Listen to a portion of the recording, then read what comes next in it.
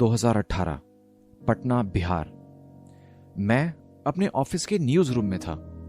मेरे सामने की दीवार पर एक कतार से करीब दर्जन भर एलसीडी स्क्रीन लगे हुए थे, जिस पर देश के सभी प्रमुख न्यूज चैनल चल रहे थे। देश में अगले साल जनरल इलेक्शन था।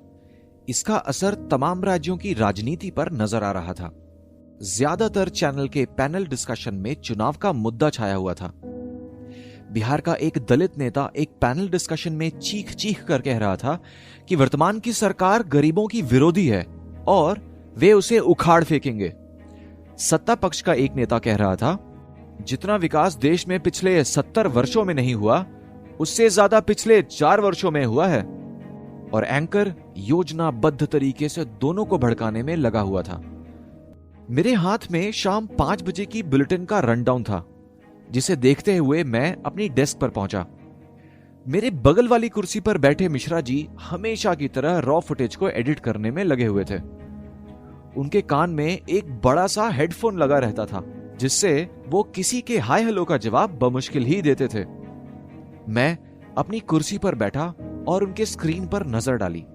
फुटेज में राज्य के शिक्षा मंत्री किसी लड़के को सम्मानित कर रहे थे और अगले ही पल जैसे ही लड़के का क्लोजअप स्क्रीन पर आया, मैं सन्न रह गया। पॉज! मैं करीब करीब चिल्ला पड़ा और लपक कर खुद ही फुटेज को रोका। क्या हुआ विक्रांत जी? मिश्रा जी ने कान से हेडफोन निकालते हुए पूछा। मैं एकटक उस लड़के को देख रहा था। हूबहू वही लड़का जिसे मैं सारी तस्वीरों में देख चुका था। ऐसा कैसे हो सकता है? मैं हद से ज्यादा हैरान था। ये खबर किसकी है? मैंने मिश्रा जी से पूछा। राजीव की है। क्यों? वो हैरान थे। मैंने न्यूज रूम में नजर दौड़ाई। राजीव मुझे दूसरे छोर पर दिखाई दिया। मैंने आवाज लगाई, हाँ विक्रांत भाई। उसने मेरे सामने पहुंचने के साथ ही कहा, ये खबर। मैंने कंप्यूटर स्क्रीन की ओर इशारा किया। आप लाए हैं?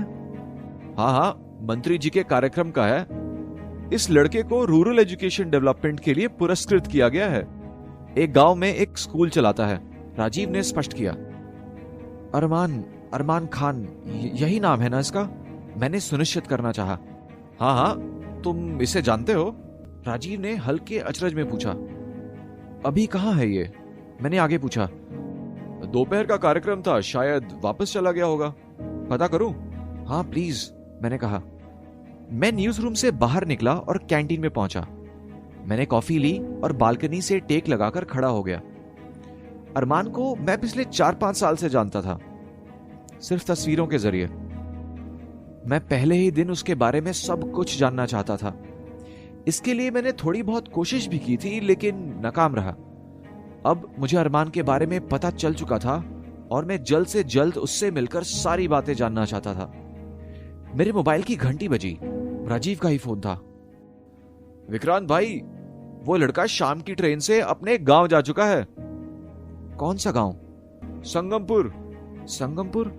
मैंने पहले कभी इस गांव के बारे में नहीं सुना। कहां पड़ता है ये? मैंने पूछा।